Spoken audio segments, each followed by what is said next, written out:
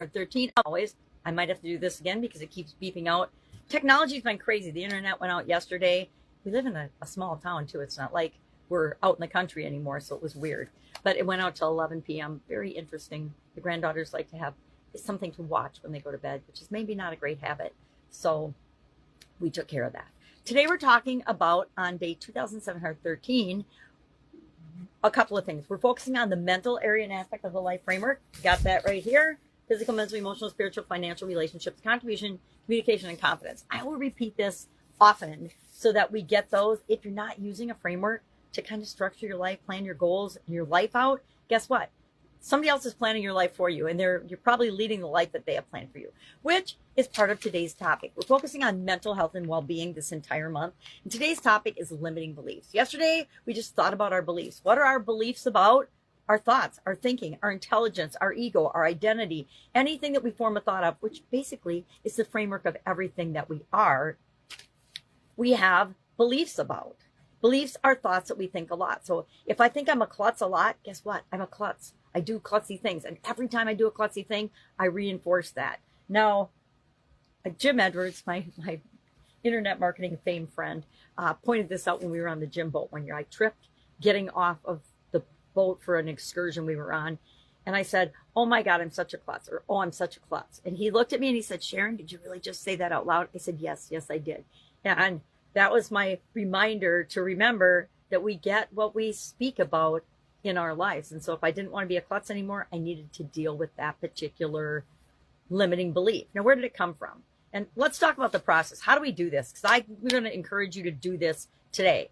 Step one is become aware of it. Well, when one of your heroes and mentors points out that you just did a negative thing or said a negative thing, you pay attention, right? At least I did, and was embarrassed, by the way, which I felt more embarrassed by saying the negative thing that I really knew was a lie than that I even tripped. So the first thing is to become aware of that we've got a thought or a belief that isn't serving us in the highest possible way. Because guess what?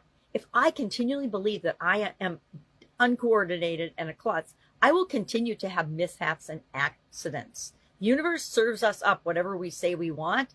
And so I decided to take that off my menu.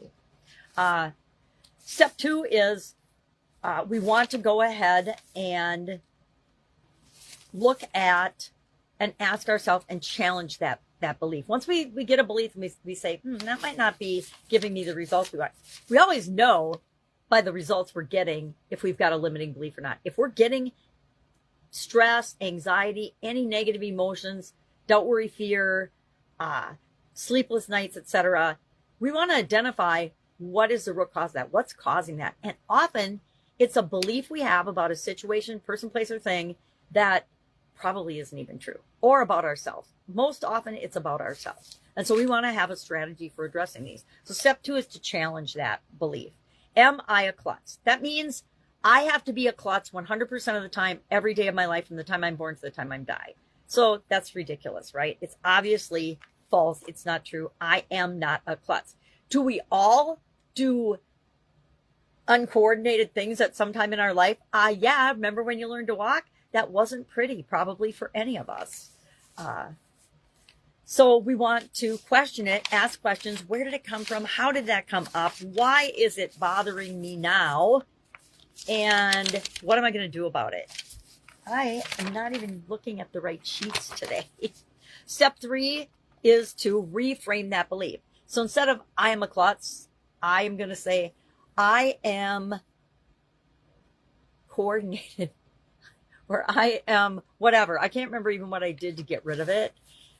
So now I think I might have said, I do klutzy things sometimes, or humans do klutzy things on occasion, or something like that. I don't remember, but it was effective because I don't think I'm a klutz anymore. Do I do silly things sometimes? Yes, absolutely. We all do, but that's called being human. It doesn't make me that thing, right?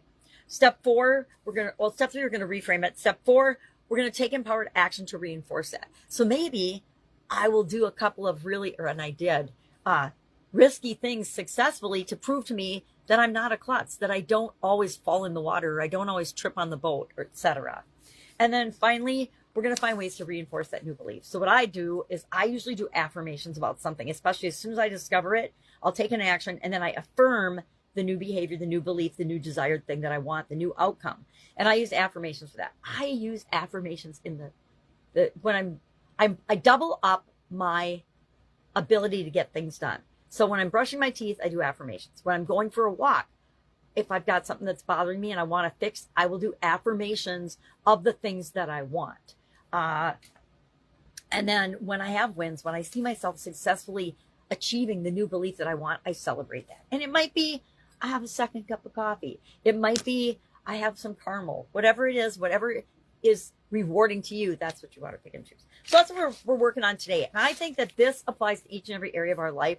I talked about it in Supersize Your Business as well, and how our businesses have limiting beliefs or beliefs that hold us back from achieving what we want, just like we do as individuals. But the fastest way to make change is to change yourself first. Why? Because you have 100% control over changing yourself. You don't necessarily have 100% control over changing the culture in your business overnight, but you can impact it starting today. And I encourage everybody to do that. I want all of us to be out making the world a better place, because if we're making the world a better place, guess what? The evil and the negative and the corruption and the garbage and the wars and the hate and all the negative things are falling away and losing power. And I'm a fan of that good trumps evil all the time. All right. Any questions, hit me up and ask. Otherwise, try this. Have an awesome day. And I will, of course, be with you tomorrow, 4th of July. Happy birthday, America. Bye.